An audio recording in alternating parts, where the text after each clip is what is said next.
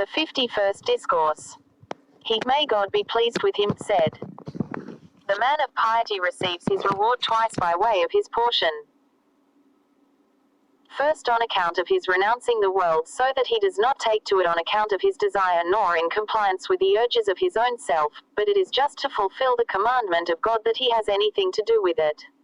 So when his enmity with his own self and opposition to his desires." 124. Futuh al Ghaib.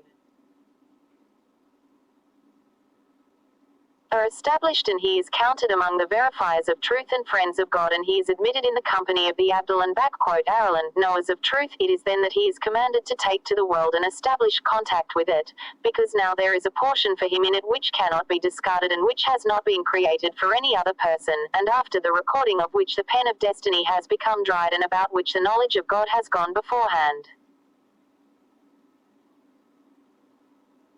Then when the commandment has been fulfilled, he takes his share of the world, or, receiving information about the knowledge of God, he establishes contact with the world to act as the vehicle of the destiny appointed by him and of his action in the matter, without his being involved in it, and without any desire or purpose and effort on his part. He is rewarded on account of these for the second time, because he does all these things in obedience to the commandment, or to be in accord with the act of God in the matter.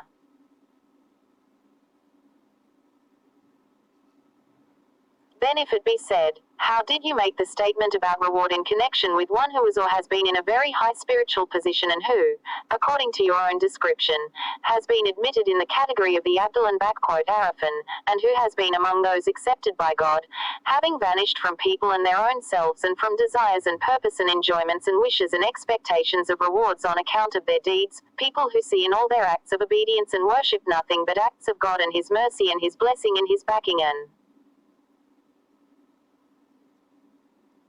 provisions of ease from him, and who believe that they are nothing but humble servants of God, and that a servant has no right as against his master, since his person and his movements and his responses and his efforts are all possessions of his master. How then can it be said in relation to such a person that he is rewarded, since that he does not ask for any reward or anything else in exchange for his action, and does not see any action as proceeding from him, but considers himself among the worthless people and among the 125. Futuh al Ghaib. Poorest of the poor in respect of deeds.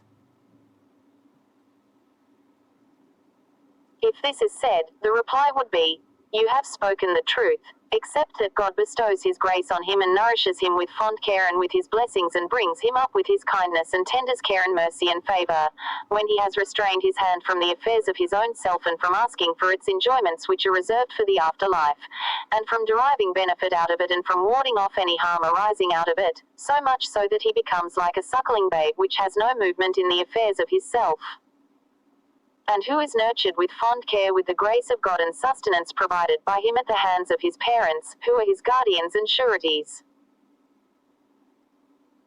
When he has taken away from him all interest in his own affairs, he makes the hearts of people incline towards him, and infuses his mercy and compassion in the hearts, so much so that everyone becomes kind to him and becomes inclined to him and does him a good turn.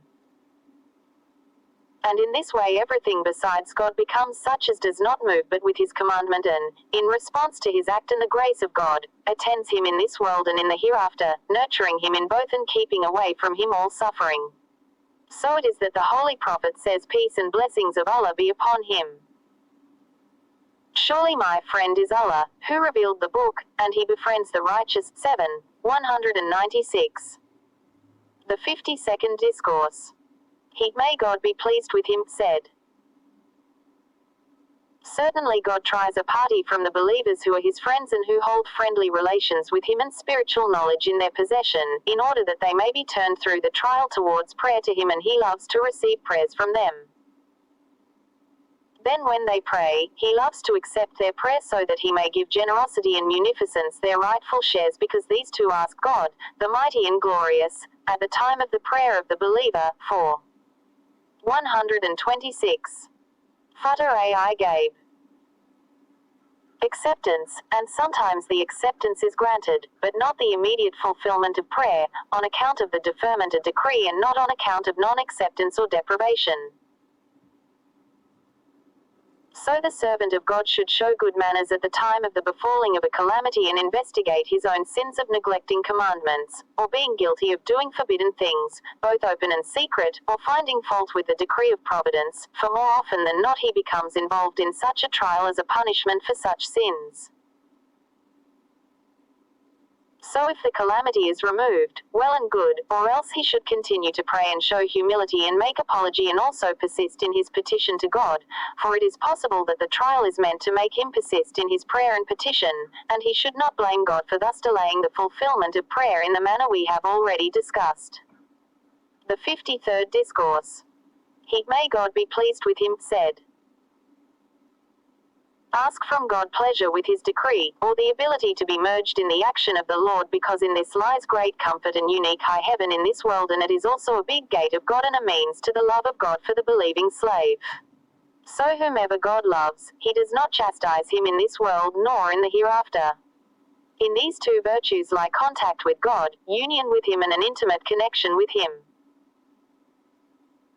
Do not be engrossed in your efforts for the pleasures of this life and for such shares as are either not allotted to you or are so allotted. So if they are not allotted, it is foolishness and stupidity and ignorance to make efforts in obtaining them, and it is also the greatest of all punishments, as it has been said.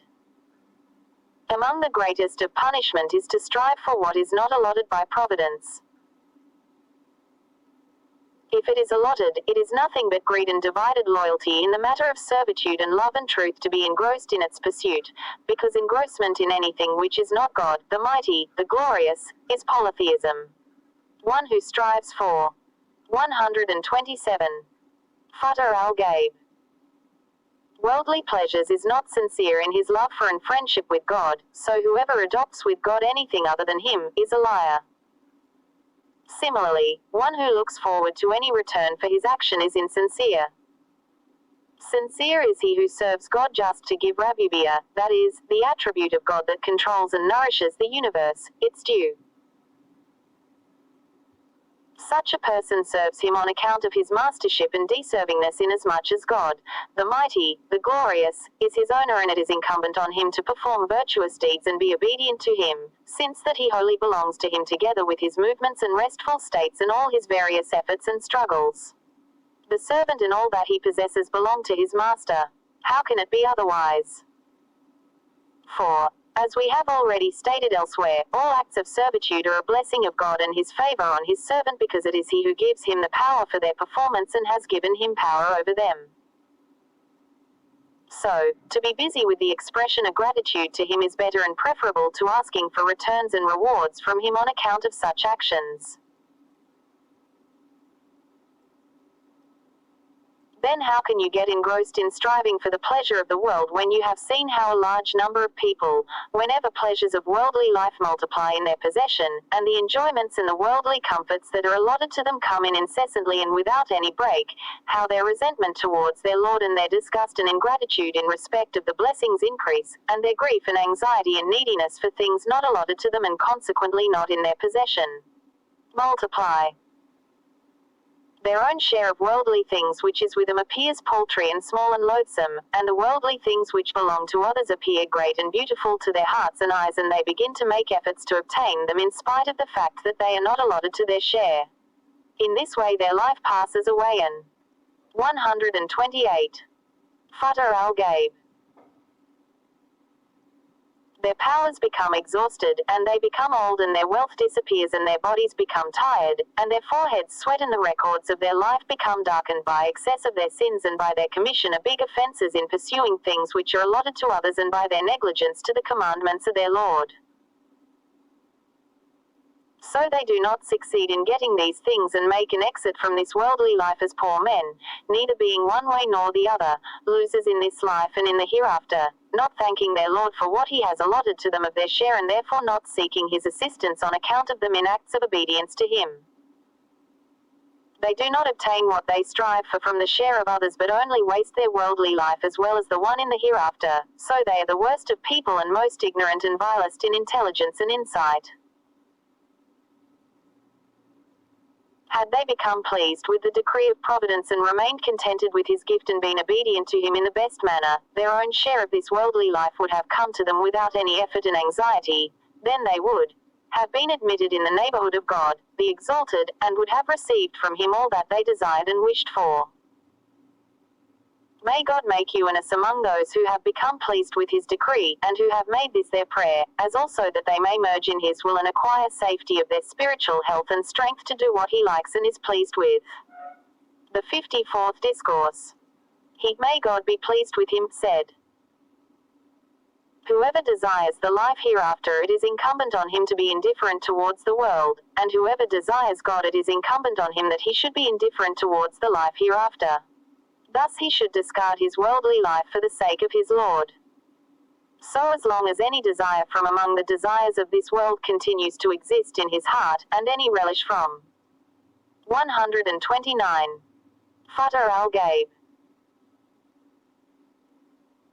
Among the relishes of it, and any effort for comfort from among the comforts of it in regard to various things of food and drink and dress and marriage and residence and conveyance and rulership and chieftainship, and advancement in his knowledge of various branches of learning and of jurisprudence in preference to the 5 times of worship and to the narration of hadith, i.e. reported sayings and acts of the Holy Prophet, and the recitation of the Quran with its varied readings and syntax and lexicography and rhetoric, as also the desire for the disappearance of poverty and the appearance of affluence, and the departure of calamity and the coming of comfort, and in everything the removal of difficulty and the coming of benefit. If such desires linger in the mind of a person, he is certainly not a pious man, because in every one of these things there is relish and pleasure for the self of man and harmony with the desire of the flesh and comfort of the mind and love for it, and these things constitute worldly life in which one loves to remain forever and with which one tries to get composure of mind and satisfaction. It beseems one to strive for the expulsion of all these things from the heart, and to prepare oneself to remove all these and to root them out of the mind, and to cultivate pleasure in annihilation and abiding poverty and neediness, so that there does not remain in his heart even as much as the pleasure of the sucking of the stone of a date, so that his abstemiousness in worldly life may become pure. So when he has perfected it, all grief and sorrow from his heart and all anxiety from his mind will disappear, and there will come to him comforts and goodly life and intimacy with God, as has been said by the Holy Prophet, peace and blessings of Allah be upon him. Indifference towards the world brings happiness to the heart and body. 130. Futuh al Ghaib. But so long as there remains in his heart any attraction for this world, sorrows and griefs and fear and apprehension will have a standing abode in his heart, and abasement will be a necessary concomitant for him, as also the state of being veiled from God, the mighty, the glorious, and from his nearness, by a veil thick in several folds. All these will not be removed except through the complete disappearance of the love of this world, and by the cutting asunder of all connection with it. Next, he should be indifferent towards the life hereafter, so as not to wish for ranks and high grades, and beautiful maidens and handsome boys, and houses and mansions and conveyance, and suits of clothes and ornaments and articles of food and drink and other things of this kind from among what God, the Great, has kept prepared for his believing servants. So he should not try to get any recompense and reward for his action from God, the Mighty, the Glorious, at all in this world or in the hereafter. It is only then that he will find God giving the full measure of his account as an act of grace from himself and as a kindness. He will draw him near to himself and will lavish his kindness on him, and he will make himself known to him with various kinds of kindness and acts of goodness, as it is his practice with his prophets and messengers and with his awliya and his favorites and friends, possessed of knowledge of him. So the servant becomes every day more and more improved in regard to his affairs throughout his life, and then he is transferred to the abode of the hereafter to experience what no eye has seen, no ear has heard, and what has not occurred to any human mind, a condition which in fact surpasses all understanding, and which no explanation suffices to cover. The 55th Discourse. He, may God be pleased with him, said, the enjoyments of life are discarded thrice. In the beginning, the servant of God goes on in the darkness of his 131. Futuh al Ghaib. ignorance and in a distracted condition, acting freely by the urges of his nature in all the various circumstances of life without any attitude of service towards his Lord, and without any reign of religious law to control him, and without any limits as to where to stop by his order.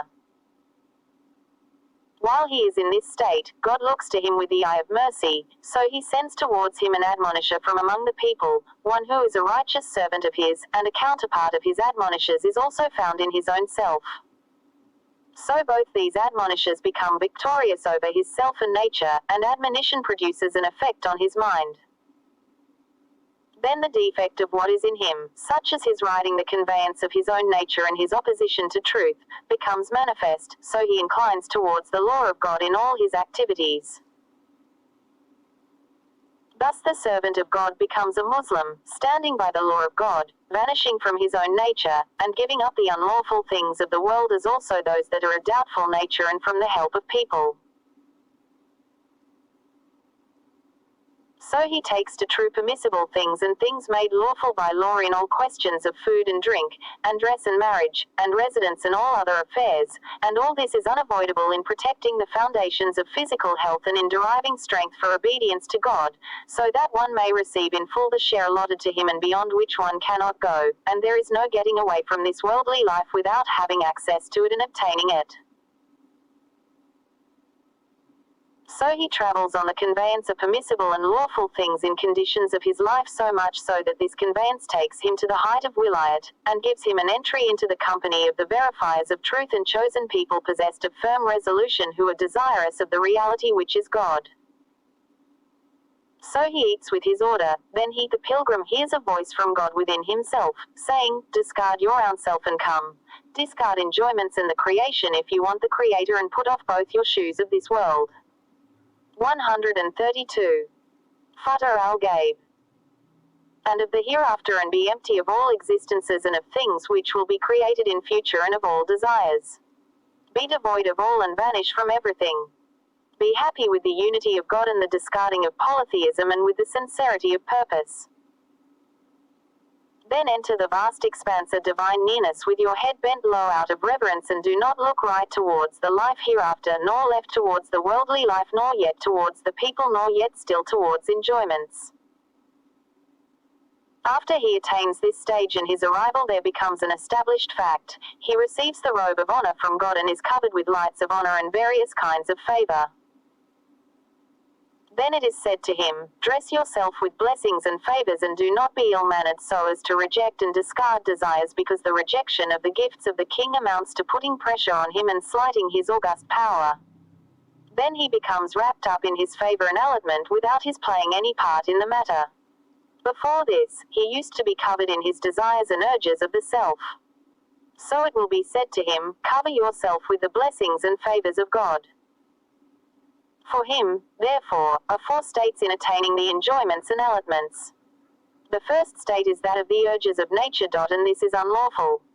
The second state is of the law and this is permissible and lawful. The third state is that of inner commandment and this is the state of wilayat and the discarding of desires. The fourth state is that of divine favor, and this is the state of disappearance of purpose and attainment of badaliyat, and of being the divine objective, standing by the decree of destiny, which is the act of God, and this is the state of knowledge and of being possessed of the quality of righteousness, and no one can be called really righteous unless he has attained this position. This accords with the word of God. Surely my friend is Allah, who revealed the book, and he befriends the righteous. 7. 196. 133. Futuh al Ghaib. So he is a servant who is restrained from utilizing anything of use and benefit to himself, and from rejecting anything that harms and causes mischief to him. He becomes like a suckling babe in the hands of its nurse and like a dead body that is being washed by one who is giving it a funeral bath.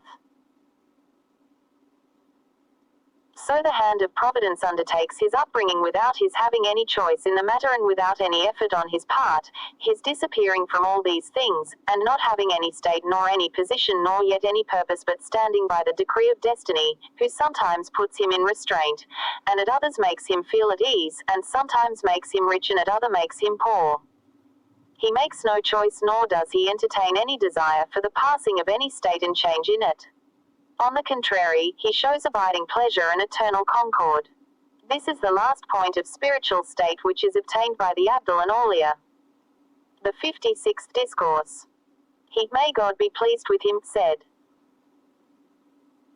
when the servant of God has vanished from creation and desire, and from his own self and purpose and wishes of this world and of the hereafter, he does not want anything except God, the mighty, the glorious, and everything goes out of his heart. It is then that he attains God, who selects him and chooses him and loves him and makes him loved by the creation, and also makes him such that he loves him as well as his nearness and receives his favor through his grace and rolls in his blessings. He throws open to him the doors of his mercy and promises to him that he will never shut them against him. The servant then adopts God, the mighty, the glorious, and intends by his intention, and devises means by his devising, and wills a thing by his will, and feels pleased by his pleasure, and carries out his commandment and not anyone else's, and does not see any existence except his, the mighty, the glorious, nor any act. Then it pleases God that he makes to him promise and does not manifest its fulfillment to his servant, and the thing which the 134. Futuh al Ghaib. Servant expects in this connection may not come to him, and this is because the separateness disappears with the disappearance of desire and purpose and of the seeking of enjoyments. Then his whole self becomes the very act of God, the mighty, the glorious, and his object. So neither promise nor breach of promise can be spoken of in this connection, because this kind of thing can be attributed to one who has desire and purpose. At this stage, the promise of God, the mighty, the glorious, in respect of such a person, can be illustrated by the example of a man who intends within his own self to do a certain thing, then turns the same intent towards something else in the same way as God, the mighty, the glorious, has recalled to our Prophet Muhammad, peace and blessings of Allah be upon him, with regard to revelations abrogating and abrogated, as in the words, whatever message we abrogate or cause to be forgotten, we bring one better than it or one like it. Knowest thou not that Allah is possessor of power over all things? 2. 106. When the Holy Prophet, peace and blessings of Allah be upon him, purified a desire and purpose except on certain occasions which God has mentioned in the Holy Quran, such as in the case of the prisoners on the day of battle of Badr, as in the following words, you desire the frail goods of this world, while Allah desires for you the hereafter. And he is mighty, wise. Were it not for an ordinance from Allah that had gone before, surely there would have befallen you a great chastisement for what you were going to do. 8. 67-68. He, the Holy Prophet, was the object of God, whom he would not leave in one condition and in one thing and in one promise, but he would shift him towards the decree of destiny and leave the reign of destiny to be handled by him. So he would move him and make him roll in the midst of destiny and keep him alert by his words. 135. Futuh al Ghaib. Knowest thou not that Allah is possessor of power over all things? 2. 106. In other words, certainly you are in the ocean of his decreed providence, the waves of which toss you sometimes this way and sometimes that. So the terminus of the affairs of the wali is the starting point of the affairs of the Holy Prophet. There is no stage after wilayat and badaliyat except the stage of nubuwat. The 57th Discourse. He, may God be pleased with him, said, all the different states of spiritual experiences are states of restraint, because the wali is commanded to look after them. Whatever is ordered to be looked after brings restraint. Standing by the decree of providence is invariably a state of ease, because there is nothing there which one is commanded to look after except his own being in existence in the decree of destiny. So it is necessary that the wali should not dispute in the matter of the decree of destiny. He should rather be in accord and not make any contention in regard to all that may happen to him, whether it be sweet or bitter. The states of experience are limited, so it is commanded that the limits should be guarded. On the other hand, the act of God, which is destiny, has no limits that are to be guarded. The indication that the servant of God has attained the station of destiny and act of God and that of ease is that he is commanded to ask for enjoyments after he has been commanded to discard them and keep away from them, because when his inside is emptied of enjoyments and nothing remains in him except the Lord, he is made at ease and is commanded to ask and long for and want things that are his portion, and which he is sure to receive and attain by his asking for them, so that his dignity in the sight of God and his position and the favor of God, the mighty, the glorious, in the acceptance of his prayer, may become established facts. To use one's tongue for asking in. 136. Futuh al Ghaib. The matter of gifts of enjoyments are mostly indications of ease after restraint, and exit from all states of experience and stations, and from the strains of keeping within the bounds. If it is objected that this disappearance of the difficulty of keeping the law leads to atheism and exit from Islam and to dismissal of God's word, and serve thy Lord, until there comes death to thee. 1599. My reply would be that this does not mean that God is very generous and his friend is very dear to him, so much so that he cannot allow him to occupy a position, a defect, and one that is ugly in the eye of his law and religion. On the contrary, he saves him from all that has been discussed and turns him away from him and protects him and keeps him alert and directs him to the keeping of the bounds of law. So he acquires protection against sin and keeps within the bounds of the law without any effort and struggle from himself, while he is not conscious of this performance on account of his being in the nearness of his Lord, the mighty, the glorious. God says, "Thus it was that we might turn away from him evil and indecency. Surely he was one of our chosen servants." 12:24. He also says, "As regards my servants, thou hast no authority over them." 15:42. And he also says, "Save the servants of Allah, the purified ones." 37:40. O poor man! Such a person is held aloft by God and is his object, and he nourishes him in the lap of his nearness and his kindness. How can the devil approach him, and how can evil and disagreeable things get near to him? How is it that you keep away from nourishment and pay your homage to position? You have said a bad thing. May such a vile and mean courage and faulty intelligence and ill-conceived opinion be destroyed by his all-comprehensive power and perfect kindness and extensive. 137. Futuh al Ghaib. Mercy. May he cover us by coverings that are perfect and able to keep off sins and to protect us, and may he nourish us by his perfect blessings and abiding favors through his spontaneous act of kindness. The 58th Discourse. He, may God be pleased with him, said, "Be blind to all sides and do not open your eyes to anything of them. So long as you look at any one of them, the side of the favor of God, the mighty, the glorious, and of his nearness, will not be open to you. So close all the sides with your realization of the unity of God and with the effacement of yourself, together with your fading away and your own effacement and that of your knowledge. Then will be open to the eye of your heart the side of God, the mighty, the great, and you will see it with the two eyes of your heart when it comes with the rays of the light of your heart and your faith and your settled conviction. At that time there will appear a light from your inside which will manifest itself on your outside in the manner of the light of a lamp which on a dark night appears through its orifices and loopholes, and the outside of the house becomes illuminated by the light of the inside. So the self and the organs of the body will feel at ease with the promise of God and his gift, to the exclusion of the gifts of others besides him and of promise of others besides him. So have mercy on your own self and do not be unjust to it, and do not throw it in the darkness of your ignorance and your foolishness, so as to look at the sides of creation and of might, of power and of acquisition and of means, and so as to rely on them. For if you do that, all the sides will be closed against you, and the side of the favor of God will not be open to you by way of chastisement and retribution, and on account of your polytheism in looking up to something besides him. So when you have realized his unity and looked at his favor, and placed your hopes on him to the exclusion of all others, and have made 138. Futuh al Ghaib. yourself blind of all except him. He will make you close and near to himself, and will show his mercy to you, and will nourish you and feed you and give you drink and give you medicine, and make you comfortable and bestow gifts on you and make you opulent and help you, and will make you a ruler, and make you vanish from the creation and from your own self and make you disappear, so that after this you will see neither your poverty nor your affluence. The 59th Discourse. He, may God be pleased with him, said, your condition must be either of the following two.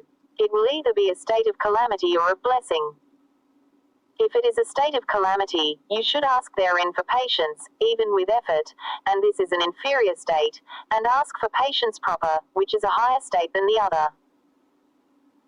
Then you should ask for pleasure with the decree of God and concord with it, and finally to be merged in it, and this is a state befitting the Abdul and men of spiritual knowledge, people of knowledge of God, the mighty, the glorious. And if it is a state of blessing, you should ask in it thankfulness on account of it. Thankfulness can be through the tongue and through the heart and through the organs of the body.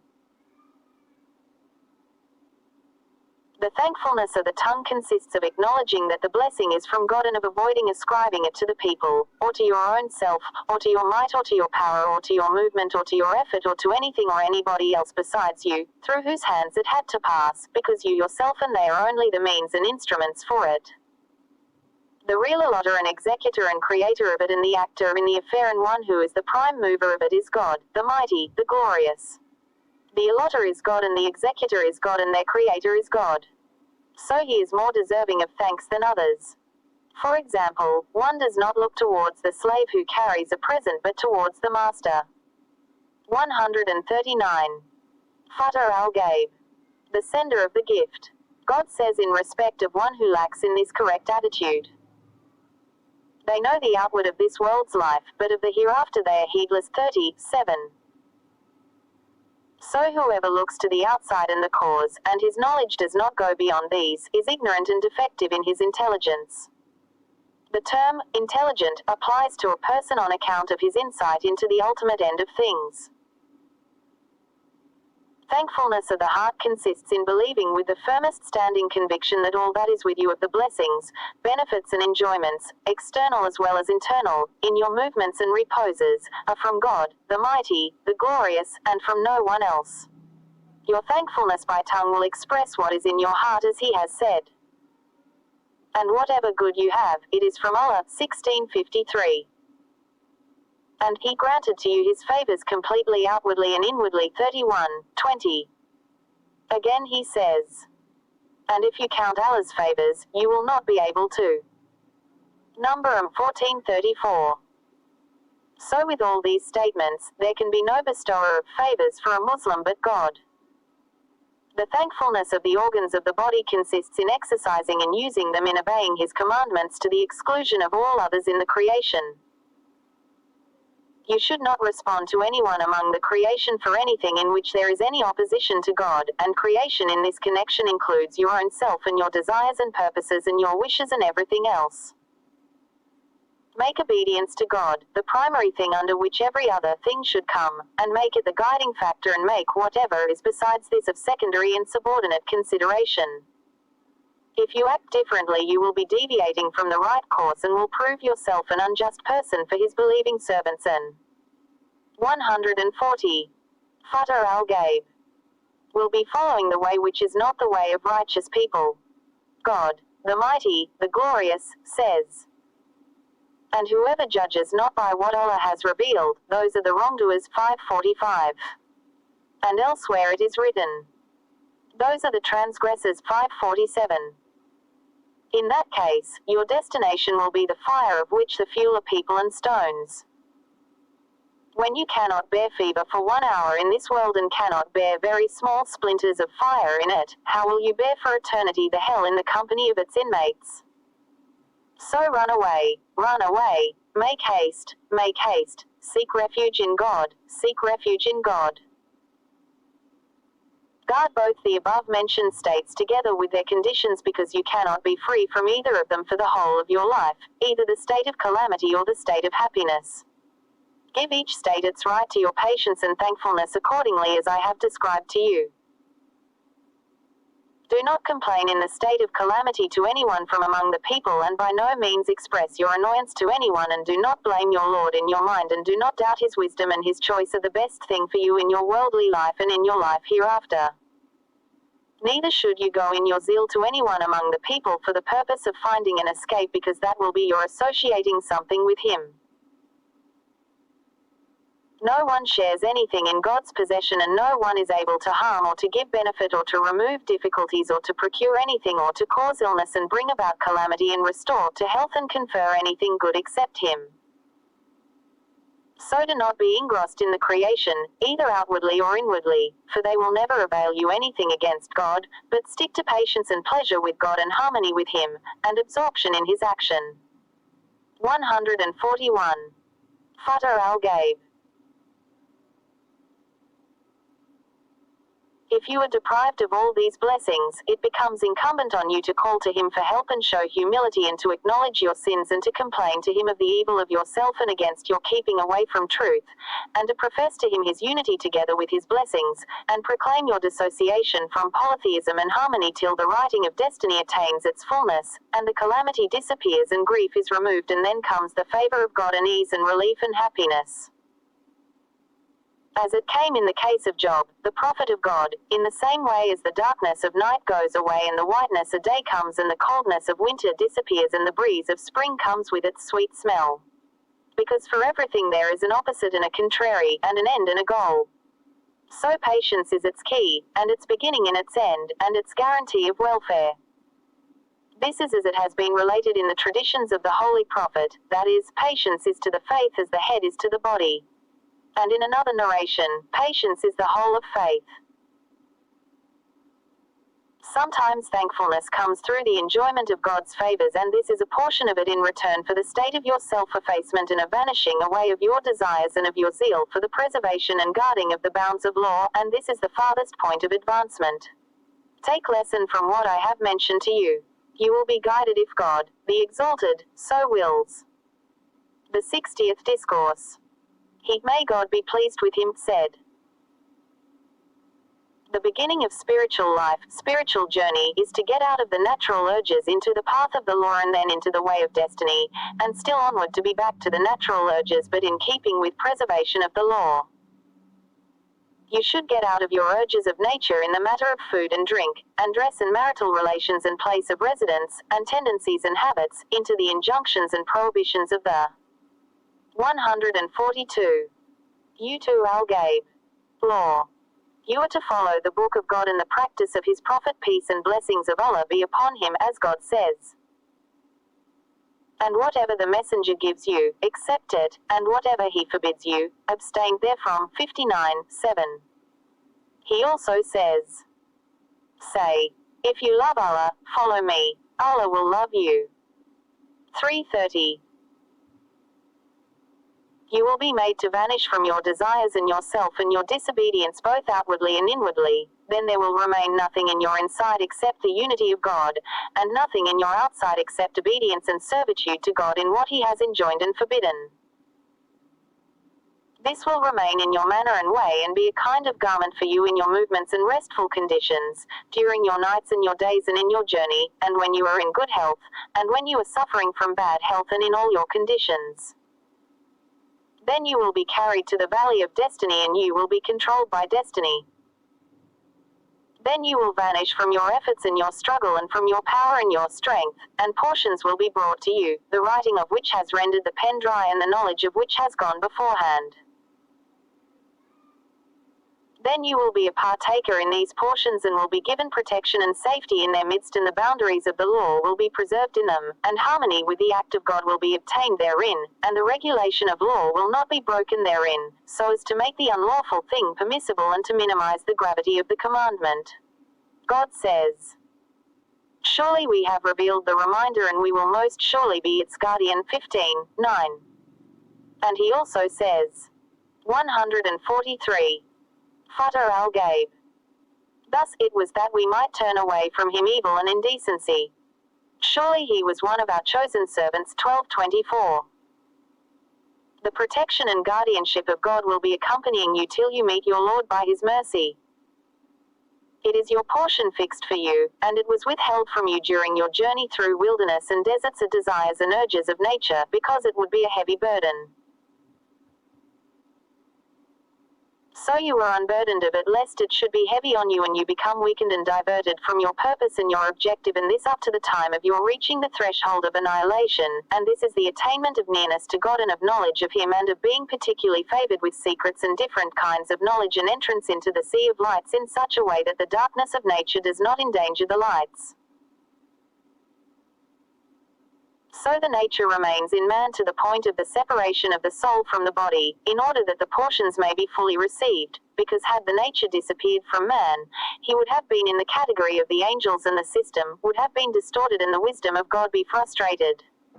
So the nature will linger in order that you may take full share of your portions and enjoyments. This will be an allowance, not the original thing, as the Holy Prophet, peace and blessings of Allah be upon him, has said. 3 things from your world have been made dear to me: perfumes and women, and the coolness of my eyes is reposed in prayer. When the Holy Prophet, peace and blessings of Allah be upon him, vanished from the world and what is in it, his portions were returned to him, portions that were withheld from him while he was on his journey towards his Lord. So he took full share of it to be in accord with his Lord and to be pleased in his act and obedience to his commandment. His attributes are holy. 144. Futuh al Ghaib. And his mercy universal, and his grace accompanies his saints and his prophet. The wali is like this in this matter: his portions and enjoyments are given back to him after his annihilation, and this together with the guarding of the bounds of law. This is a return from the destination towards the start, in the terminology of the Sufis. The 61st Discourse. He, may God be pleased with him, said,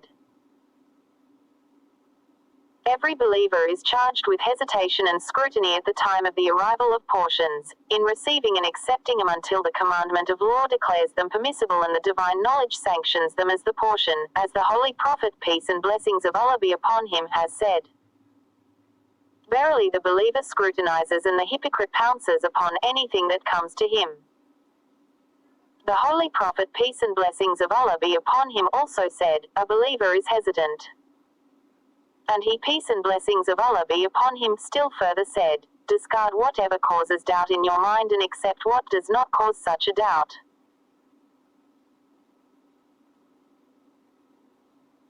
So a believer hesitates at every item of food and drink and dress, and affairs of marriage and all other things which are made accessible to him, so he will not accept any of these unless a decision is given to him in favor of its permissibility and acceptability by the commandment of law, if one is in the state of piety, or unless a decision is given for him in this regard by the inner commandment if one is in the state of wilayat, or unless a decision is given to him in this regard by the divine knowledge if one is in the state of Abdul and Gawth.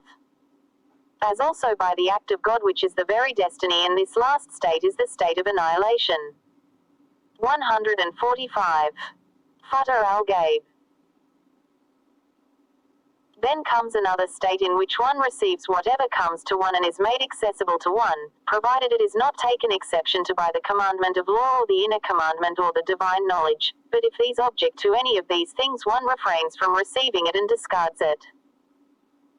This is contrary to the former state in which hesitation and delay are predominant, whereas in the second, the acceptance, reception and the use of the acquired thing is predominant. Still further comes to him a third state in which remains just reception and use of the acquired thing among the blessings without any interference of any of the 3 things. This is the reality of annihilation, and in this state the believer becomes immune from all calamities and infringement of the bounds of law, and all evils are kept away from him, as God, the Exalted, says. Thus, it was that we might turn away from him evil and indecency. Surely he was one of our chosen servants. 12:24. So the servant of God becomes protected against all infringements of the bounds of law, like one who has been entrusted with his permission with all affairs, and who is given absolute power in all permissible things in order to make good easily accessible to him. All that comes to him in this position has been cleared for him of all calamities and distresses and difficulties in this world and in the hereafter, and is in perfect accord with the purpose of God and his pleasure and act, and there is no state above this, and this is the goal. This is meant for the chiefs of the great Aulia who are purified and are pure, possessors of secrets, people who have attained to the threshold of the state which belongs to prophets. Blessings of God be upon them all. 146. Futuh al Ghaib. The 62nd Discourse. He, may God be pleased with him, said, "How strange it is you should often say that so-and-so attained nearness to God and so-and-so has been kept away, and so-and-so has been favored with gift and so-and-so has been deprived of it, and so-and-so has been enriched and so-and-so has been impoverished, and so-and-so has been kept healthy and so-and-so has been made ill, and so-and-so has been exalted and so-and-so has been rendered low, and so-and-so has been praised and so has been reproached, and so-and-so has been made truthful and so-and-so has been belied. Do you not know that he is one and that the one loves oneness in the matter of love and loves one who is singular in his love to him? If he draws you near to his blessings and favors through others, then your love for him will become faulty thereby and will be scattered. Because many a time there enters into your mind an attachment to one through whose hands appears the attainment of a blessing. As a result, the love of God in your heart suffers deficiency, and he, the mighty, the glorious, is jealous and does not love an associate, so he restrains the hands of other people from reaching you for assistance and the tongues of others from singing your praise and the legs of others from coming to you so that they may not divert you from him. Have you not heard the saying of the Holy Prophet, peace and blessings of Allah be upon him? Hearts are so constituted that one cannot help loving a person who has done him a favor, and must be repulsed from one who has caused him any harm. So he withholds in all possible ways people from doing an act of favor to you until you realize his unity and love him and become his wholly and solely, outwardly and inwardly, in your movements and restful conditions, so much so that you do not see any good except what comes from him, nor any evil except what comes from him, and you become completely. 147. Futuh al Ghaib. Removed from the creation and from your own self and from your desires and from your purpose and from your wishes and from all that is besides God. Then hands are made to open towards you with ampleness, munificence and gifts and tongues are released with your praise. Then you are nourished with lavish care through all times in this world and then in the hereafter. Do not be ill-mannered, look at one who looks at you and be attentive to one who is attentive to you, and love one who loves you and respond to one who calls you, and extend your hand to one who keeps you firm against falling, who brings you out from the darkness of your ignorance and saves you from perishing and washes you clean of your dirt and purifies you from your filth and will release you from your dead and stinking self, from your low desires and from your unredeemed self which commands evil, and from your misguided associates who are your devils. And from your ignorant friends who are waylayers on the way to God and who stand between you and everything that is decent and precious and attractive. How long will you stick to your animal nature and to the cretio and to your desire and to your disobedience and to the world and to the life after death and to whatever is besides God? Why are you so away from the Creator of things and from one who has brought everything to existence, who is the first and last, the manifest and the secret, the returning point and the issuing point of things, and to whom belongs the heart and the solace of the souls, and the unburdening of burdens and the giving of gifts and bestowing of favors? The 63rd Discourse. He, may God be pleased with him, said, I saw in a dream as if I was saying, O you, ascribing partnership to your Lord in your mind by your own self, and in your outward conduct by his creation, and in your actions by 148. Futuh al Ghaib. Your desires. At this a man who was by my side, said, What is this statement? So I said, It is a kind of spiritual knowledge. The 64th Discourse. He, may God be pleased with him, said, A certain matter had kept my mind very disturbed one day. My inner self was agitated under its burden and was asking for ease and comfort and a way out. I was asked what I wanted. I said, I want a death which has no life in it and a life which has no death in it. I was then asked what kind of death it is that has no life in it and what kind of life it is that has no death in it. I said, The death that has no life in it is my death from my own species, so that I do not see them either in benefit or in harm, and my death from my own self and my own desire and my own purpose and my own wishes in my worldly life as well as in my life after death, so much so that I do not live in any of these and am not found in them. And the life that has no death in it is my life with the act of my Lord in such a manner that I have no existence in it, and my death in it is my existence with Him. Since I have attained understanding, this has been the most precious of all purposes of mine. The 65th Discourse. He, may God be pleased with him, said, "Why are you angry with your Lord on account of delay in the acceptance of your prayers? You say that you have been forbidden to ask of people and have been commanded to ask of him, and that while you pray to him, he does not respond to your prayer. My reply to you is, are you a free man or are you a bondman? If you say you are a free man, you are an unbeliever. And if you say you are a slave, I should ask you, are you finding fault with your master on account of delay in the acceptance of your prayer, and are you entertaining doubt concerning his?" 149. Futuh al Ghaib. Wisdom and his mercy with regard to you and the whole of the creation, and in his knowledge of all their affairs. Or are you not finding fault with him?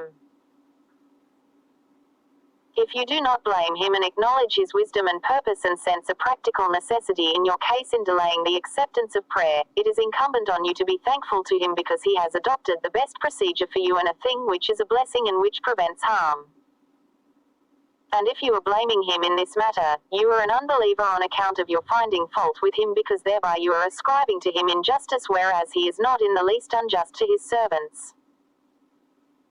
He does not admit of any injustice, and it is impossible for him to be unjust, seeing that he is your master, the master of everything, and the master has the fullest control over his possession to the measure of his liking. So the term, injustice, is not applicable to him, because forsooth an unjust person is he who interferes in the possession of another person without the latter's permission. So, do not give way to resentment against him in his action manifesting itself through you, even if it goes against your liking and against the desires of yourself, and even though outwardly it may be injurious to you. So it is incumbent on you that you should adopt thankfulness and patience and concord and pleasure with him, and should renounce resentment and accusation and the attitude of disobedience of your mind in its desires, things that will lead you astray from the path of God. It is also incumbent on you to persist in prayers and in the sincerity of solicitation, and in entertaining good notion about your Lord, and in waiting for better times, and in having faith in his promise, and in exhibiting modesty in your attitude towards him, and in showing accord with his commandment, and in guarding his unity, and in your quickness in carrying out his orders, and in keeping away from indulging in things he has prohibited, and in assuming the position of a dead man at the time of the 150. Futuh al Ghaib. Manifestation of his decree with regard to you and of his act in respect of you. If it is unavoidable that you should cast blame and be lacking in confidence at all cost, then to blame your own self, which by its very nature commands evil and disobedience to its Lord, the mighty, the glorious, is better than the other course. Your ascribing injustice to this self of yours is more proper than your ascribing it to your Lord. So beware of being in accord with your own self, and of being friendly with it, and of being pleased with its action and its word in all conditions, because it is the enemy of God, and your enemy is a friend of the enemy of God, and your enemy, that is, the accursed devil. It is the vicegerent of the devil and its spy, and is sincerely devoted to him. So fear God, and again fear God. Beware, make good your escape, make good your escape. Accuse your own self and ascribe injustice to it, and read to it the word of God. Why should Allah chastise you if you are grateful and believe? 147. Also the following words. This is for that what your own hands have sent before, and because Allah is not in the least unjust to the servants. 181. Also reminded of these words of God. Surely Allah wrongs not men in aught, but men wrong themselves. 1044. Read to yourself these words and other verses of the Quran to this effect, and also the sayings of the Holy Prophet. Be at war with your own self for the sake of God. Be inimical to it on his behalf, and fight with it, and try to kill it, and be a commander of his forces and army, because yourself is the greatest enemy among the enemies of God. God has said. 151. Futuh al Ghaib. O David, discard your desire because there is no one who disputes with me in my possession except the desire of man. The 66th Discourse. He, may God be pleased with him, said, do not say, I will not pray to God for anything because if the prayed for object has been allotted to me it will surely come to me whether I ask for it or not, whereas if it is not in my lot, he will not give it to me by my asking for it. No, you should ask of him all that you want and need of good things of this world and of the hereafter, provided there is nothing in it which is forbidden and injurious, because God has commanded us to ask of him and has urged us to that end. He says, pray to me, I will answer you. 40:60. He also says, ask Allah of his grace. 4:32. And the Holy Prophet, peace and blessings of Allah be upon him, says, ask from God while you are fully confident of the acceptance of your prayer. And Holy Prophet further says, pray to God with the palms of your hand. There are other sayings of the Holy Prophet, peace and blessings of Allah be upon him, like this. Do not say, surely I have prayed for certain things to him but he has not given them to me, so now I will not ask anything of him. You should rather persist in your prayer to him.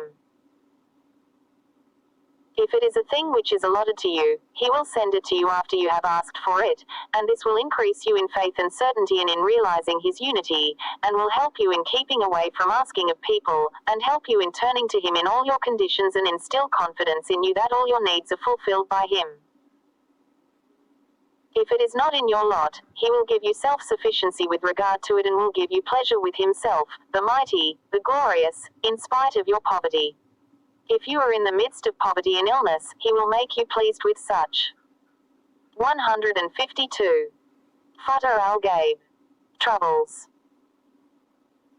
And if it is a question of debt, he will turn the heart of the lender from an attitude of severed demand into that of gentleness towards you, and a deferment and a provision of facility up to the time when it is easy for you to repay the debt, or to a mood which will make him write off the debt or make a reduction in it. Then if it is not written off on your behalf or reduced in this world, God, the mighty, the glorious, will give you in the life after death a considerable amount of reward in exchange for what he has not given you in response to your prayer in this world, because he is generous, free from want, and merciful. He will not disappoint either in this world or in the hereafter one who prays to him. It cannot but bring in some benefit and acquisition, sooner or later. A saying of the Holy Prophet runs to the effect that the believer will see in the record of his deeds on the Day of Judgment some acts of merit which he had not performed nor was aware of. He will be asked, do you recognize them? He will say, I do not know where these are from. It will be said to him, surely this is in recompense for your petitions which you made in your worldly life, and this is because in making these prayers to God, the mighty, the glorious, you had been remembering him and acknowledging his unity and keeping a thing in its proper place and giving a person his due and discarding the ascription of might and power to your own self, and renouncing pride and vanity and boastfulness, and all these constitute good deeds, for which there has been a reward in the eye of God, the mighty, the glorious. 153. Futuh al Ghaib. The 67th Discourse. He, may God be pleased with him, said, whenever you have fought with your own self and overcome it and killed it free will by the sword of opposition, God will revive it and it will contend with you and ask of you satisfaction of desires and relish for enjoyments from among sinful things as well as things permissible, with the result that you are to return to a struggle with your own self and attempt to overcome it, so that a reward may be written for you afresh every time. This is the meaning of the saying of the Holy Prophet, peace and blessings of Allah be upon him. We have returned from a minor jihad, meaning warfare with the unbelievers, to a major jihad. He meant that their return was towards a struggle with their own selves in perpetuity and recurrence, a struggle against desires and enjoyments, and against the self being engrossed in sinful things. This is the meaning of the word of God. And serve thy Lord, until there comes to thee which is certain. 15:99. God has commanded his prophet to serve him, and this implies opposition to man's own self, because all service is declined by the self which desires just the opposite of it till the coming of certainty, death. If it is asked, how could the self of the prophet of God decline service since he had no fleshly desires? Then God says, nor does he speak out of desire. It is naught but revelation that is revealed. 53, 3-4. It will be said to you that he addresses his prophet in these words just to make an affirmation with regard to this subject, so it becomes applicable to the general condition of his followers up to the moment of the advent of the hour. Then he, the mighty, the glorious, gave his prophet power over his own self, so that it might not harm him, nor oblige him to struggle. 154. Futuh al Ghaib. Against his own self, and this distinguishes him from his followers. So when a believer persists in a spiritual struggle like this up to the point of becoming a death, and meets his Lord with a drawn sword besmeared with the blood of his self and his desires, he gives him what he has guaranteed him of the paradise in his word. And as for him who fears to stand before his Lord and restrains himself from low desires, the garden is surely the abode. 79:41. When he has made him enter the garden, he will make it his abode and resting place, and the place of return which will make him secure from any shifting and transference to any other place or any return to the worldly abode. And he will renew for him from day to day and from hour to hour all kinds of provisions for pleasure, and will bestow on him all kinds of dress and ornaments which will never end nor be exhausted, as the believer has been renewing in this world every day, every hour and every moment the struggle against his own self and desires. But as for the unbeliever and the hypocrite and the sinner, when they left struggling with their own selves and their desires in this world, and followed and made alliance with the devil, and then became mixed with various kinds of sins of unbelief and polytheism and similar things till death comes to them without their having adopted Islam and repented, God will make them enter the fire which is prepared for the unbelievers, as is indicated in his words. Then be on your guard against the fire whose fuel is men and stones, it is prepared for the disbelievers. 2:24. When he has made them enter it and made it their place of flight and place of return and place of refuge, it will burn their skins and their flesh, and he will give them fresh skin and fresh flesh accordingly, as he says. 155. Futuh al Ghaib. As often as their skins are burned, we shall change them for other skins. 456. He, the mighty, the glorious, will do so with them because of their having made an alliance with their own selves and desires in this world in the matter of committing sins. So the inmates of fire will have their skin and flesh renewed at all times so as to cause them chastisement and pain thereby, whereas the people of the garden will have their provisions of pleasure renewed at all times so as to cause an intensification of the gratification of their desires and pleasures which are with them. And this will be as a result of their struggles with their own selves in order to make them accord with the will of God in this world's life, and this is what is meant in the saying of the Holy Prophet, peace and blessings of Allah be on him. This world is the culture ground for the hereafter. The 68th Discourse. He, may God be pleased with him, said, when God grants the prayer of a servant of his and gives him what he asks for, his own purpose does not thereby become frustrated, nor does it affect the writing of which the pen has become dried, that is the final decree of providence, nor that which has already occurred to the divine knowledge. On the contrary, such a prayer is in conformity with the object of the Lord and occurs at the right time.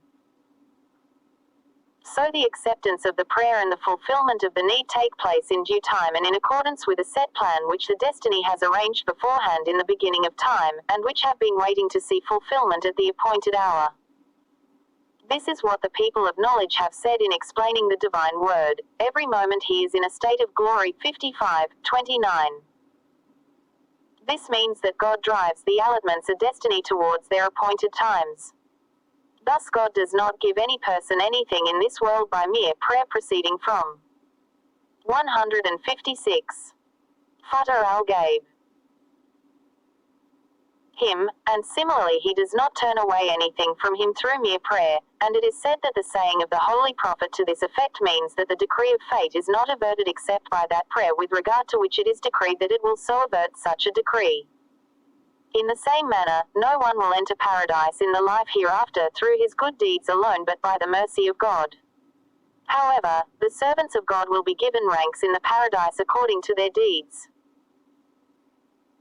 There is a saying of Lady Aisha, may God be pleased with her, that she asked the Holy Prophet, peace and blessings of Allah be on him, will anyone enter paradise through his good deeds alone? The Holy Prophet, peace and blessings of Allah be on him, replied, no, but by the mercy of God. Then she said, and not even you? So he said, yes, not even I, unless God covers me by his mercy. And with this he placed his hand on his head. He did this to indicate that no one has any right against God, nor is he under any obligation to fulfill any promise. He rather does what he wills, chastises whom he wills, forgives whom he wills, shows mercy on whom he wills, bestows favor on whom he wills, and he has absolute power to do whatever he likes. He cannot be questioned with regard to what he does, whereas his servants will be questioned, and he gives sustenance to whom he wills by his favor and mercy, and withholds his favors from whomever he likes in exercise of his justice. It cannot be otherwise, since the creation from the divine throne down to the very bottom of this earth, which is at the seventh layer downwards of this planet, is in his possession and is his creation. There is no master for them except him and no creator for them besides him. He has asked, is there any creator besides Allah? 35. 3. And he has also asked, is there a God with Allah? 27. 63. And he has further said, knowest thou anyone equal to him? 19. 65. 157. Futuh al Ghaib. He also says, say, O Allah, owner of the kingdom, thou givest the kingdom to whom thou placest, and takest away the kingdom from whom thou placest, and thou exaltest whom thou placest and abasest whom thou placest. In thine hand is the good. Surely, thou art possessor of power over all things. Thou givest sustenance to whom thou placest. 325, 26. The 69th Discourse. He, may God be pleased with him, said,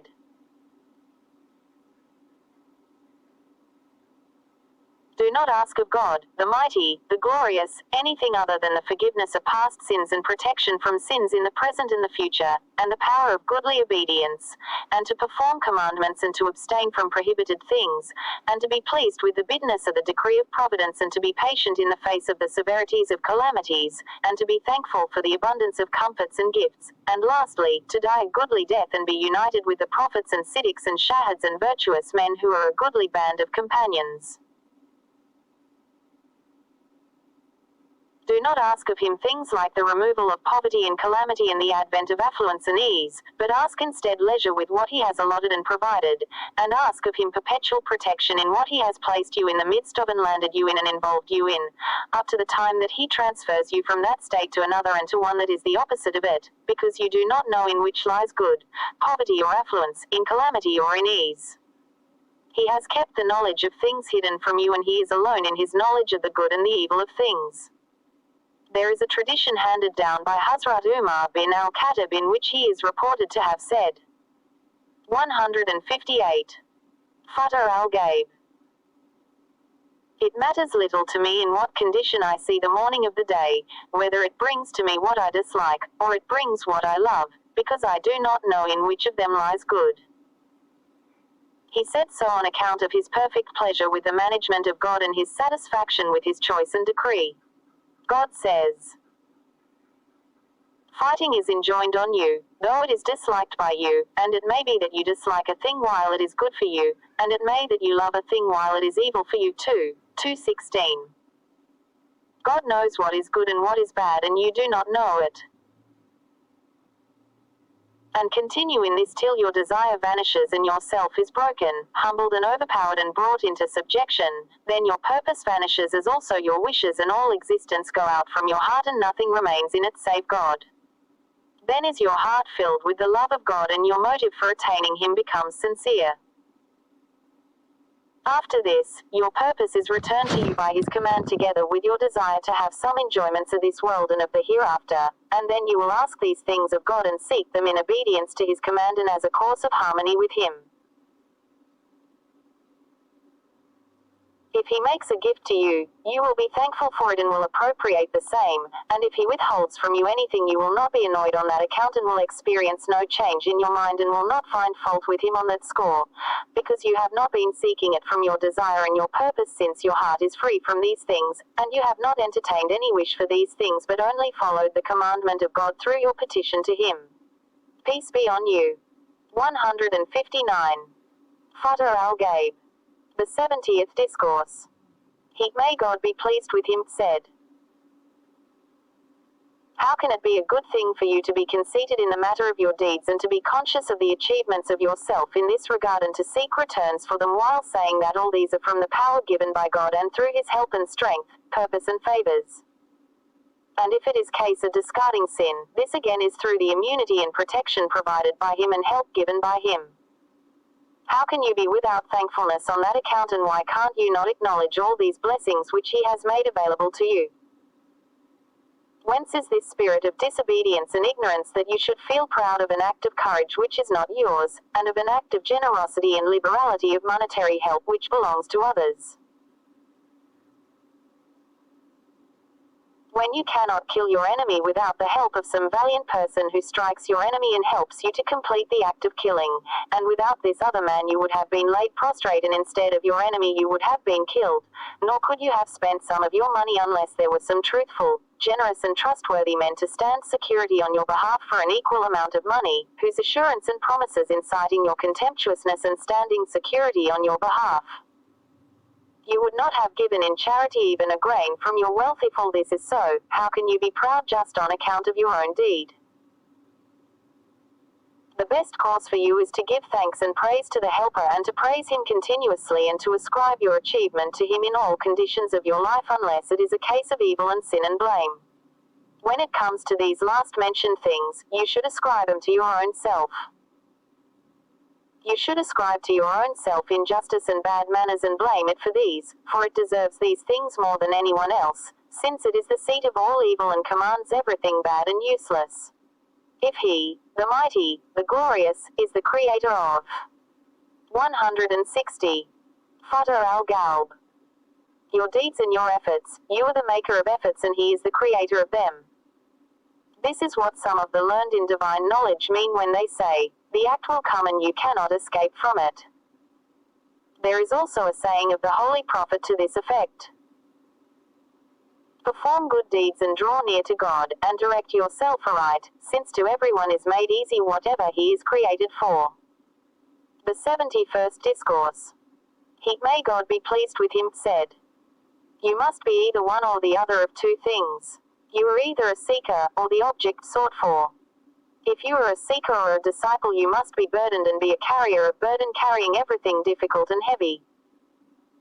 This is because you are a seeker, and a seeker is to toil, and he is reproved until he attains his object and succeeds in obtaining his beloved and attains his goal.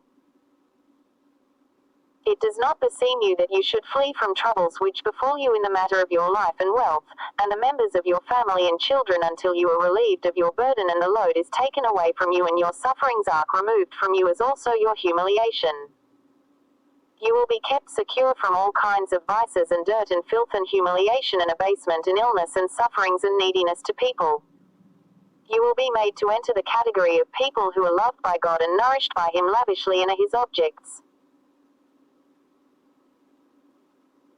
On the other hand, if you are the thing sought for, then do not blame God if he made a calamity befall you in the same way, and you should by no means entertain doubt with regard to your position and rank with him, because he has put you in trial in order to make you attain the status of high personages, and he wants to raise your position to the position of the Awliya and the Abdul. Do you like that your position be lower than theirs, or that? 161. Futuh al Ghaib. Your robe of honor and light and blessings be other than what are theirs. Even if you are pleased with your inferior status, God the Mighty, the Glorious, will not be pleased with it. In this connection he says, and Allah knows while you know not too. 232. He has chosen for you what is more elevated and brighter and higher and better, whereas you decline to have it. Then if you say, how is it right that the perfected devotee should be put into trial when according to your division and description, the trial is meant for the lover, whereas the favorite one of God is the beloved? We say, we have mentioned the rule first and have spoken of the possible exception next. There is not the shadow of a doubt that the Holy Prophet, peace and blessings of Allah be upon him, was the chief among the beloved and at the same time was the one who was tried the most. The Holy Prophet, peace and blessings of Allah be upon him, has said, I have been affrighted so much on account of God that no one else is threatened like me, and I have been made to suffer so much on account of God that no one else is made to suffer equally, and there have come on me 30 days and nights in which we had not so much of food as could be hidden under the armpit of Bilal. He further said, surely we prophets are most severely tried, next to us come those of lower grade and so on. Still further he said, I am the best in the knowledge of God and most afraid of him among you all.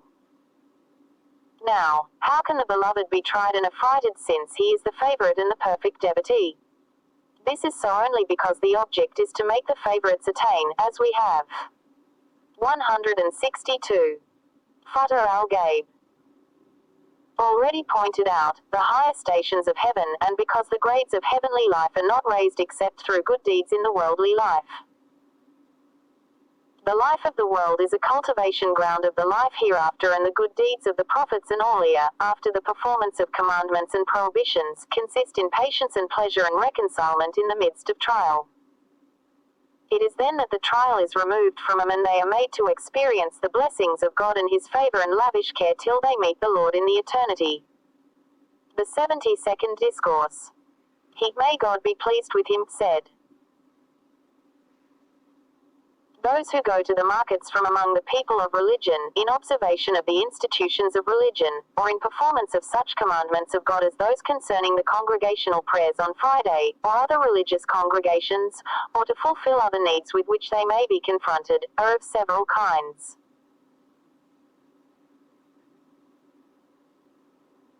Some of them are such that when they go to the market and see in it various kinds of provisions for the gratification of the senses and for enjoyments, are captivated thereby and their hearts become entangled therein and they thus fall into trial, and this becomes a cause of their ruin and of their discarding religion and its institutions and makes them inclined towards yielding to their lower nature, and towards following their passions unless of course God looks after them by his mercy and protecting power and by his providing them with patience to struggle against these temptations.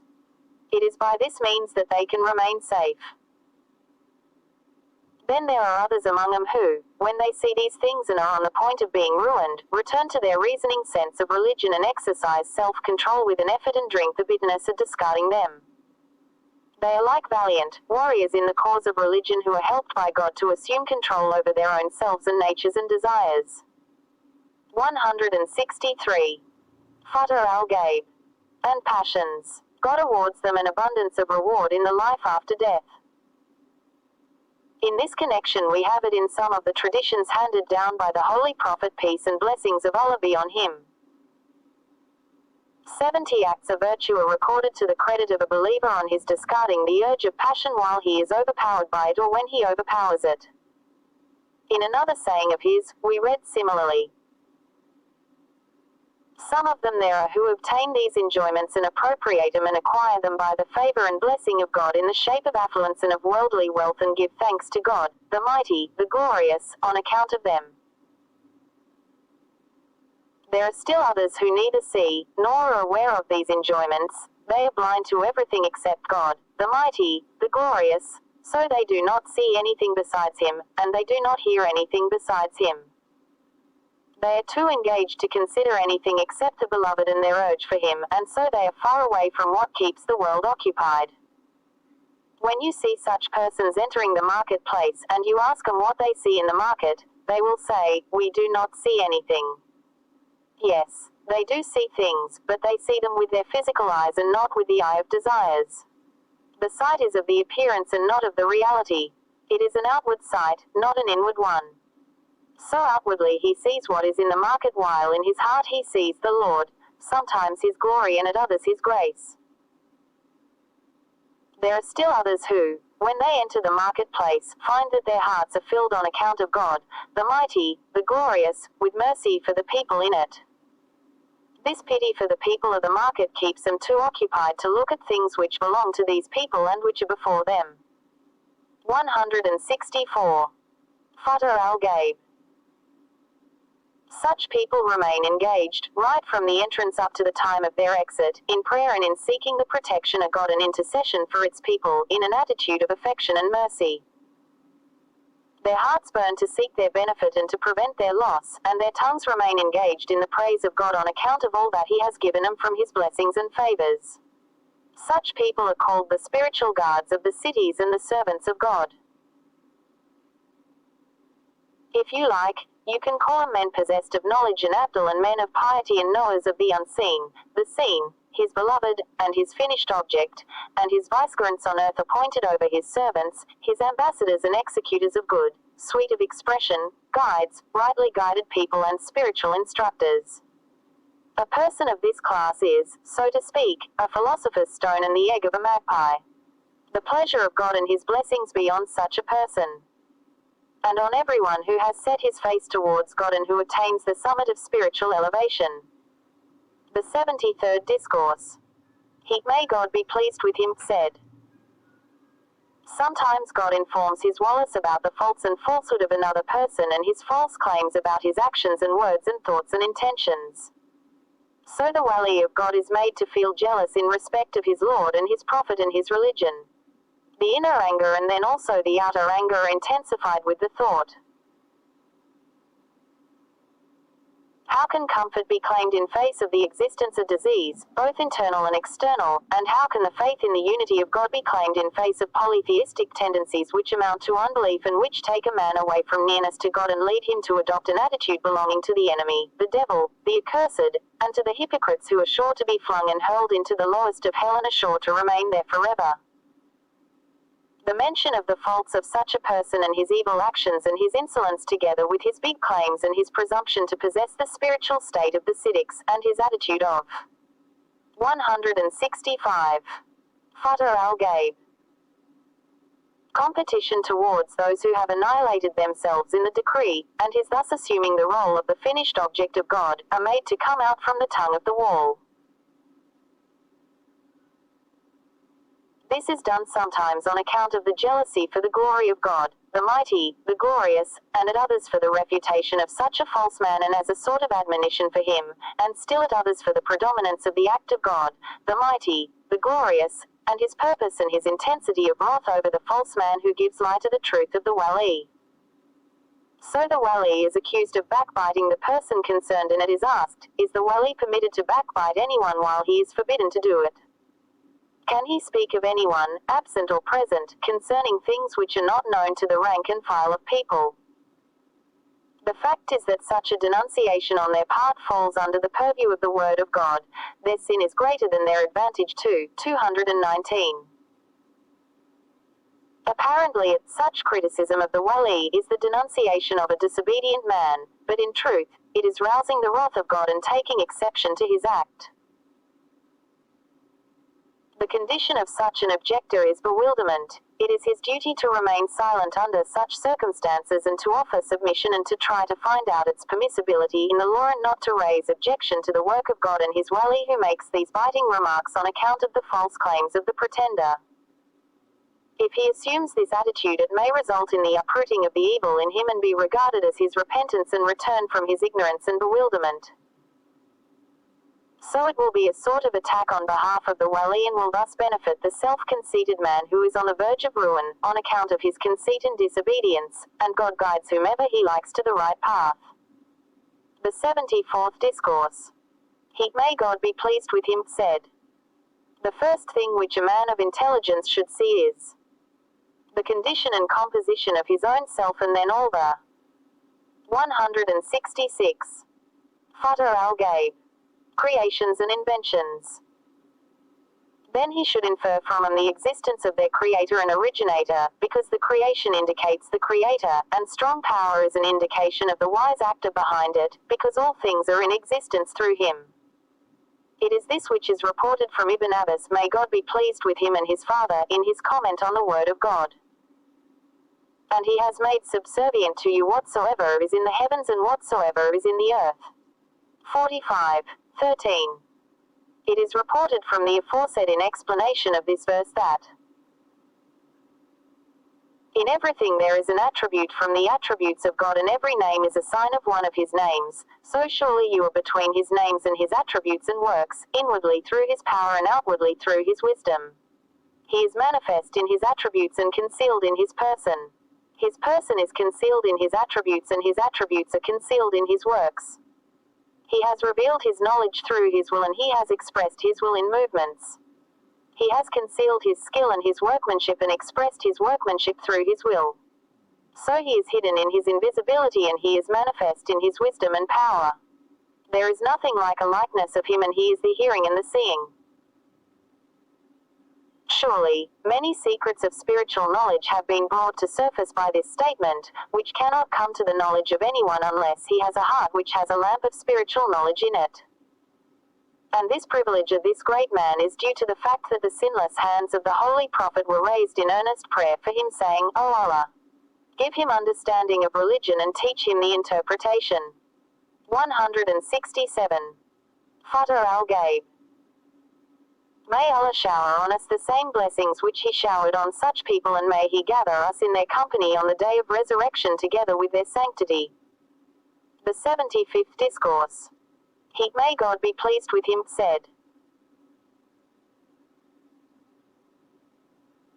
I admonish you to fear God and to obey him, and to adopt the externals of law and purity of heart and self-control and cheerful appearance, and the habit of making gifts of useful things and removal of suffering and poverty, and the guarding of the sanctity of spiritual people and good dealing with the fellow members of society and good counsel for the youngster, and to discard enmity with companions and to refrain from hoarding, and to discard the companionship of those who do not belong to the class of spiritual pilgrims, and to render help in matters religious and worldly.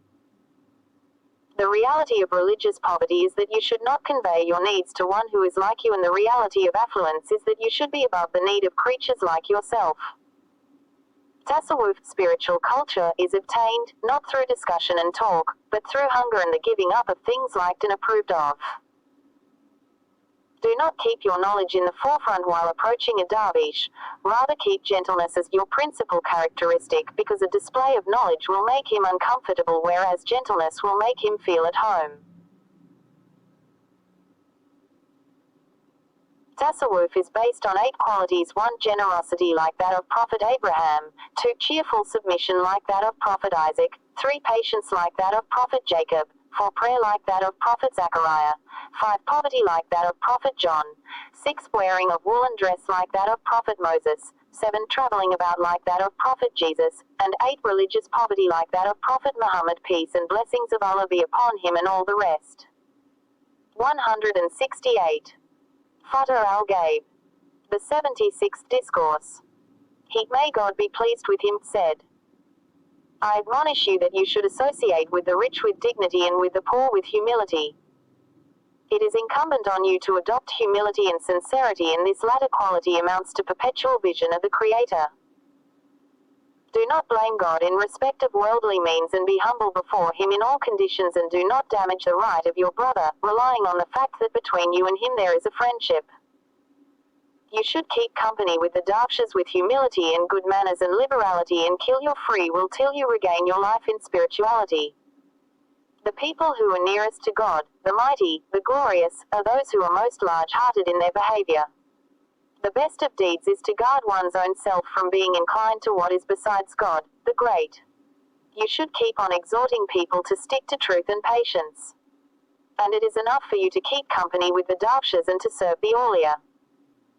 A darvish is he who is indifferent to everything besides God. To attack one who is beneath you is cowardice, and to do the same thing with one who is above you is shamelessness, whereas to attack one who is equal to you is bad manners.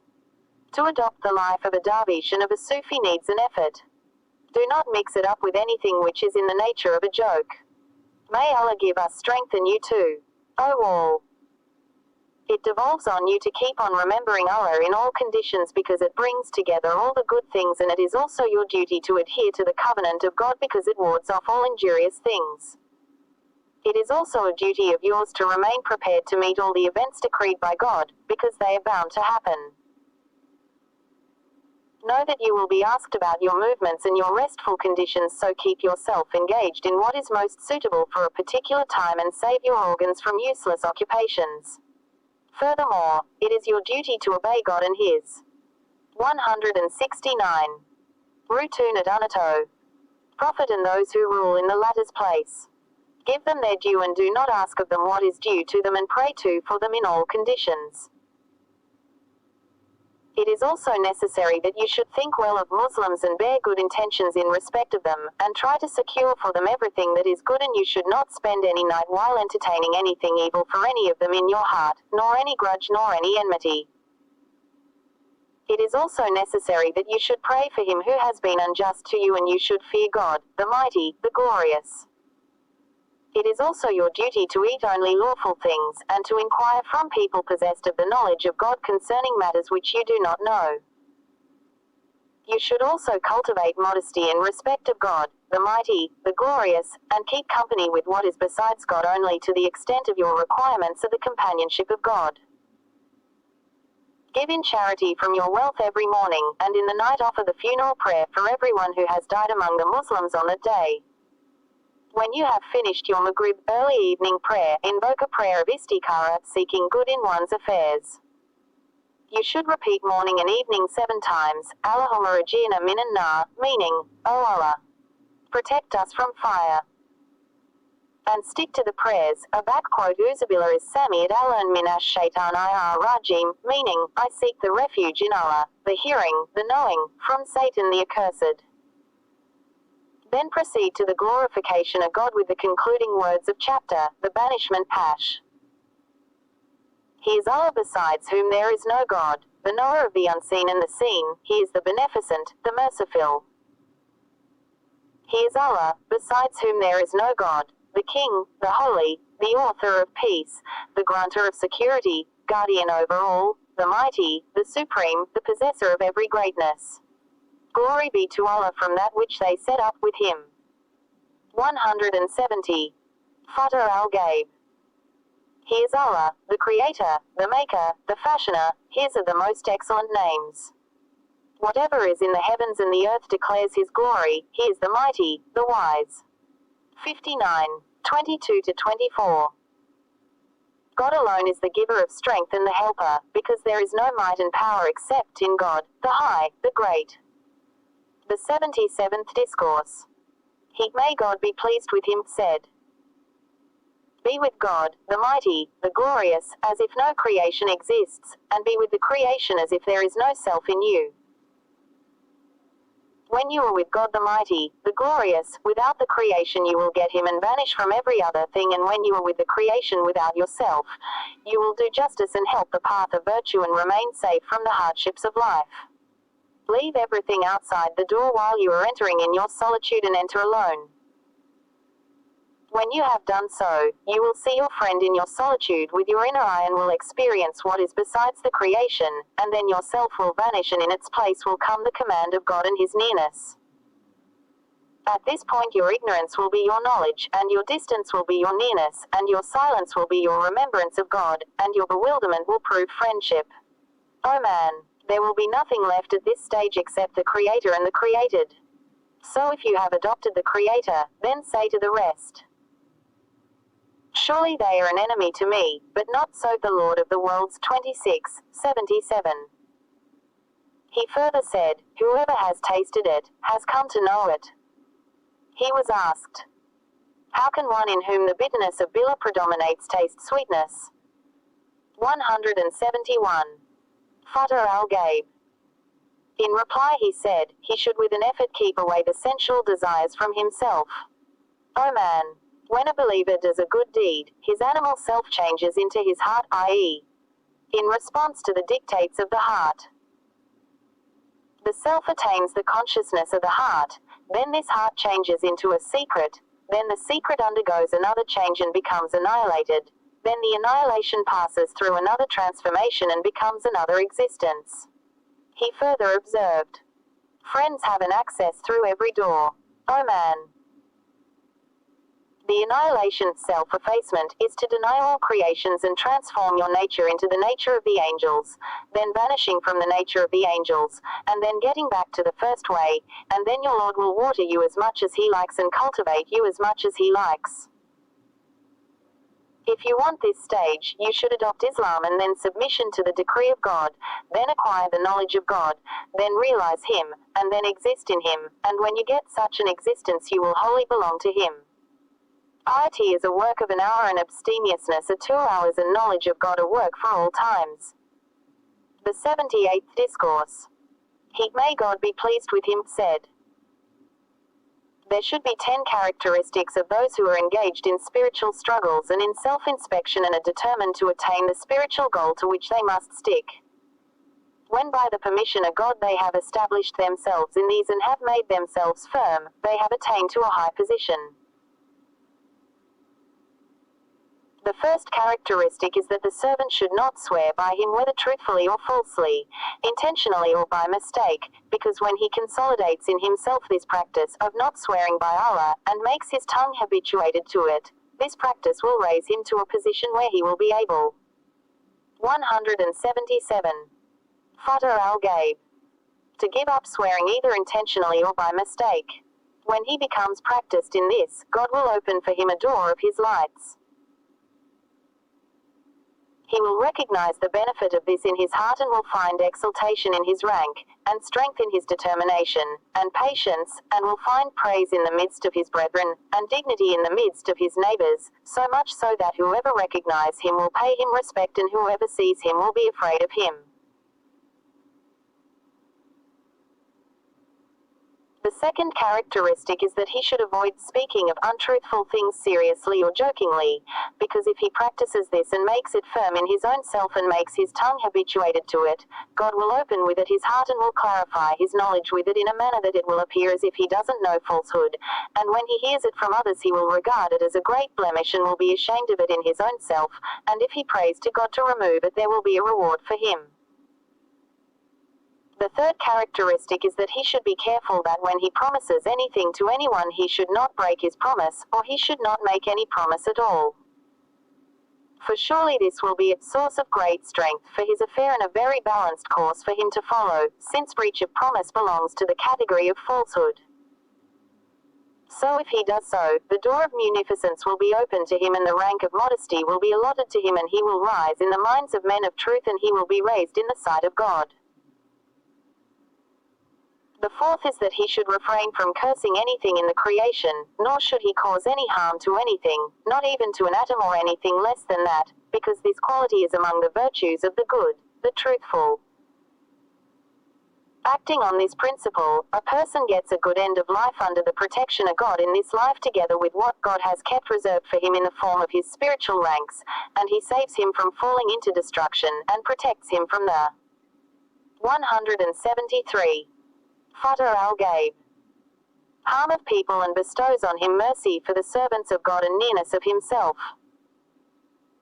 The fifth is that he should refrain from praying for any harm to any one people, even if he has been treated unjustly. So he should not retaliate either by tongue or by action but bear it patiently for God and should not take revenge either by word or by action.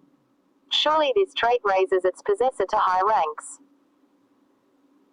When a person gets trained in this he attains a noble position in this world and in the hereafter, and love and affection in the hearts of all people who accept the truth, both near and distant together with the acceptance of prayer and exaltation in goodness and honor in this world and in the hearts of believers.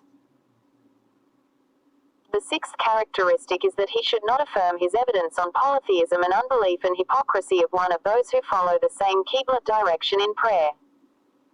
This trait constitutes the perfection in the following of the Sunnah practice of the Holy Prophet and is very close to his pleasure and mercy.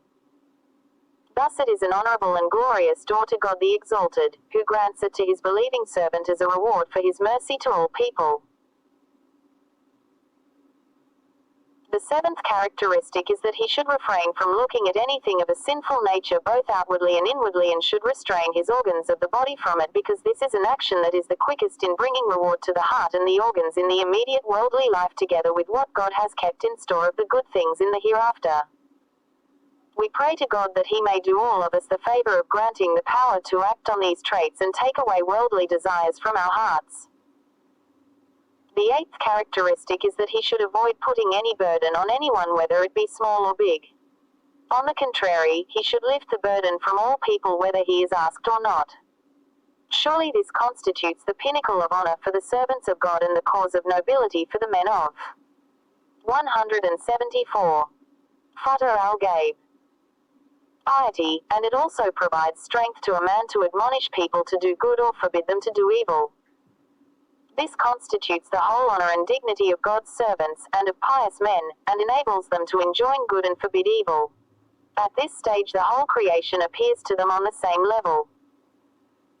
When a man is at this stage, God transforms his heart into a state of needlessness and certainty in reliance on God, and God does not raise anyone while he is tied up with his worldly desires.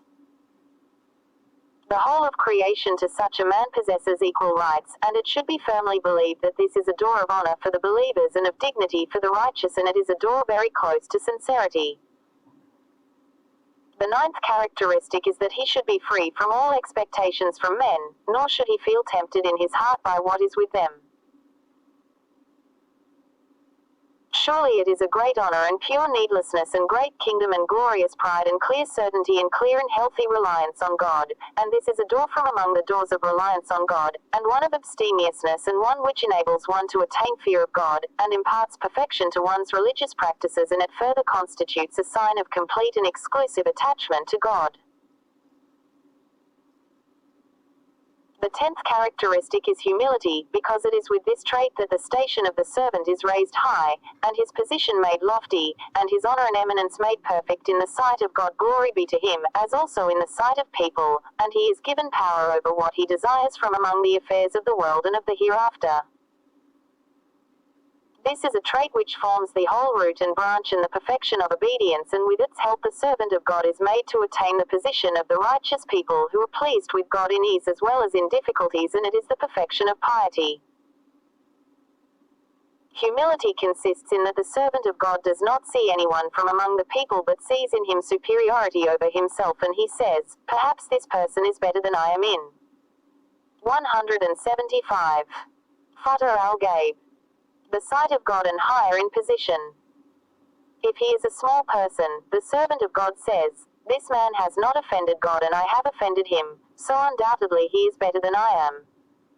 And if the person concerned is a great man, he will say, "This man has served God before I have done so." If the person he sees is a learned man, he will say, "This man has been given what has not reached me, and he has obtained what I have not, and he knows what I am ignorant of, and he acts with knowledge." And if the person concerned is an ignorant man, he will say, "This man offended God in his ignorance, and I have offended him in spite of my knowledge, and I do not know what sort of end I shall meet and what kind of end he will meet." If this person is an unbeliever, he will say, "I do not know. It may be that he will become a Muslim and will end his life with good deeds, and possibly I will become an unbeliever and will end my life with evil deeds." This is the door of affection and fear, and it is a thing of which the accompaniment should be preferred, and the final thing which will abide with the servants of God. Thus, when the servant of God becomes like this, God will keep him safe from all calamities and will make him attain the position of the companionship of God, the mighty, the glorious, and he becomes among the chosen ones and friends of God, and he becomes an enemy of Iblis, who is the enemy of God.